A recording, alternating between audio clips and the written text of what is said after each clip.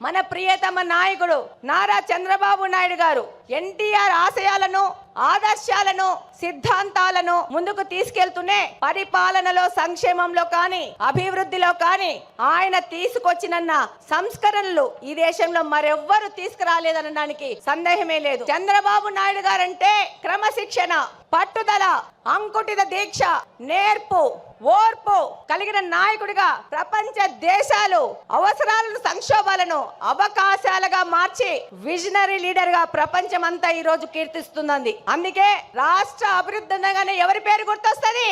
నారా చంద్రబాబు నాయుడు గారి పేరు గుర్తొస్తుంది. మనకి నదులు, వాటిపైన ఆనకట్టలు కనబడితే మన నాయకుడికి నదుల అనుసంధానం గుర్తుకొస్తుంది. దాని కార్యరూపమే పట్టిసీమ ఎత్తిపోతల పథకం. పోలవరాన్ని పూర్తి చేసి కృష్ణా జలాలను బనకచెల్ల రిజర్వాయర్ వరకు తీసుకొస్తే రాయలసీమ అభివృద్ధిని ఆపే శక్తి ఎవ్వరికీ లేదని ఈ సందర్భంగా తెలియజేసుకుంటున్నాను. ఆయన యొక్క ఆలోచనల ప్రతిరూపమే ఈ రోజు ఐటీ రెవల్యూషన్స్ ను సాఫ్ట్వేర్ రంగానికి 194 దేశాలలో మన తెలుగు వారు ఈ రోజు వెళ్ళి ఆర్థికంగా అభివృద్ధి చెందుతున్నారంటే అది మన నాయకుడు నారా చంద్రబాబు నాయుడు గారి యొక్క ఘనతనే.